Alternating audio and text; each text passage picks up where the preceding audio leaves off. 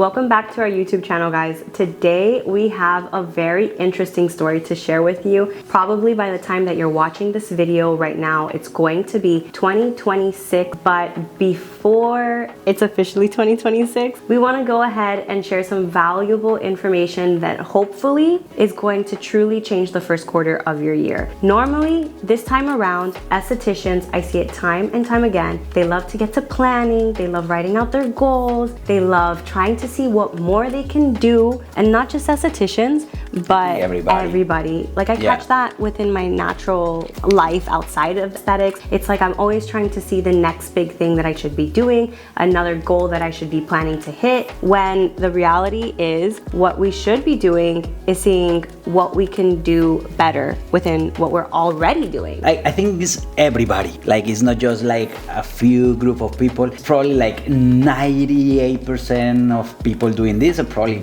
2%. Like, don't quote me on this, of course, like this is not like actual data, but I'm just talking based on, based on what I see. Most of my friends, most of the people I know, like by those days, by the end of the year, are always like, okay, what else can I do this new year? Like what else? From my experience, that what else lead you nowhere. And the story that we're about to share, that the one that she was mentioning like at the beginning of the video, is probably one of my favorite stories.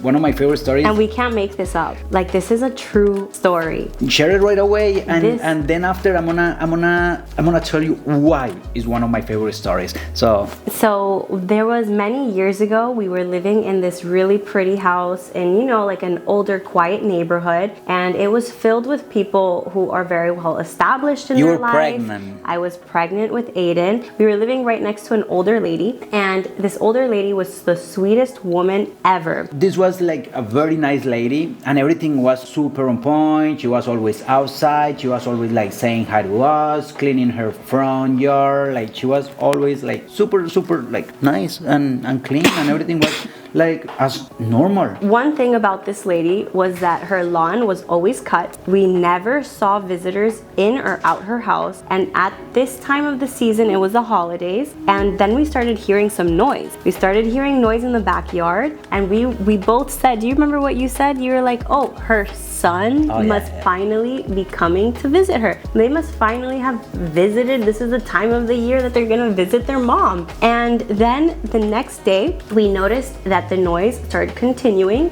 but now during the day, and we weren't seeing this lady. So the following day, we finally caught those guys in the front lawn, and we asked them, hey, do you happen to be the son of our neighbor? And they go, what did they say? Basically, like he was, I don't remember like his exact words, but he was like, no. Back in the day, we had some sort of relationship, something like that. But like that was the her ex-boyfriend. That was her ex-boyfriend, basically. Yeah. But the difference on age was probably like 20 something years. Like this was an old lady. This lady was a cougar back in her days. Long story short, she was a squatter. She was a squatter in this man's house, and she had been squatting in this house for how many years? 20 something years.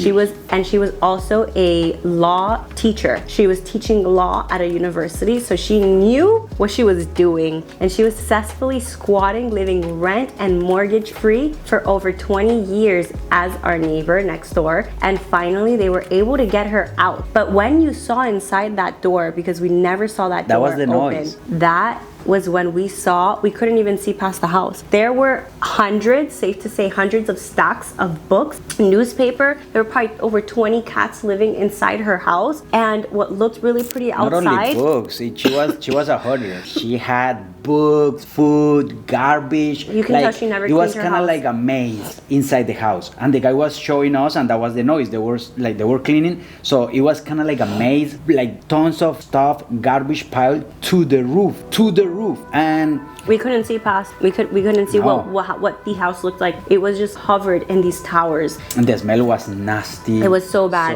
It was so bad. But the craziest part, and that's why it's one of my favorite stories, and this is how it's relatable to the subject of this video, is because a lot of businesses, probably your business, looks like that. It looks pretty outside. In the front end, it looks so beautiful, but in the back end, it's a mess. So for this new year, instead of saying, what else can I do? What else?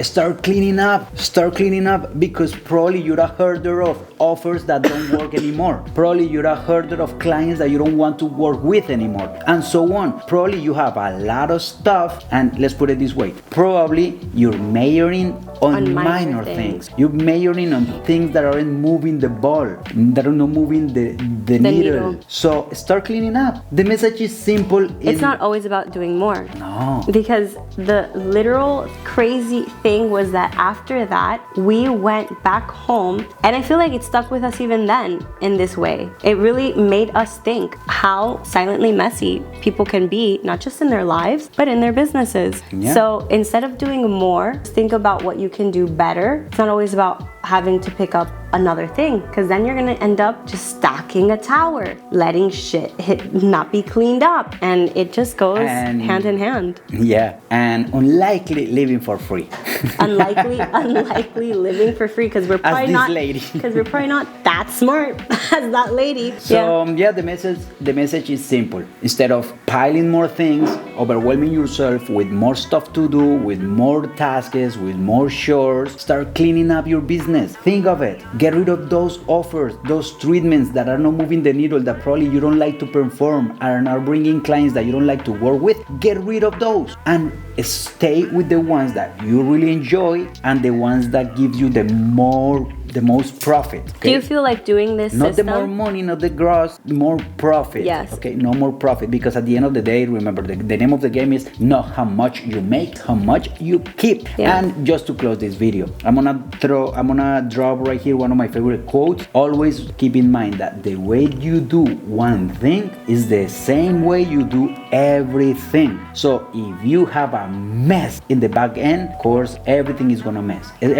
be a mess. So start cleaning up, and stop piling up. One thing, and of course, you're gonna make this new year like such a successful year, different than last year. Trust me on that. One thing that I feel is the first fear that's gonna come to their minds when they hear it's not about doing more, it's about doing the things that they're already doing but better, and actually maybe taking some things away. That almost sounds as if their income might be hindered. Do you feel like that will happen? All comes to false beliefs. Or is that just a false belief? And out of yourself, out of your business, because probably you're majoring on minor things. And that's very true. That's absolutely true. You know, that's basically it. We see it every day within the mentees that we work with. I just sent out a blueprint yesterday where she is seeing this mentee is seeing over 60 clients a month, but for some reason her income's not matching 60 clients a month. And it's because of the system of how she's receiving these payments. It's how long-term she's keeping them on these plans and technically working for free. And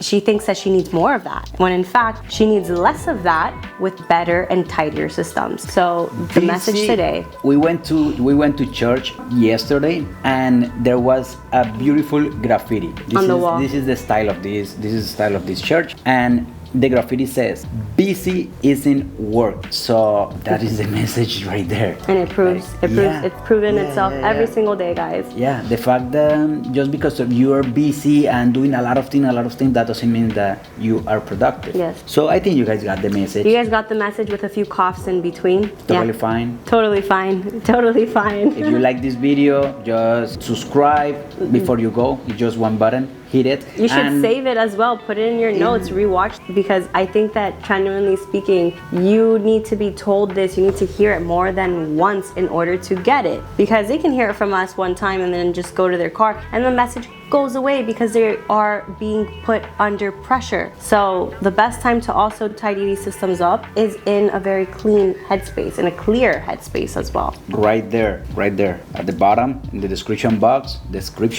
you will find the link to our newsletter. It's totally free. We send one email a week. We never spam you. We don't spam.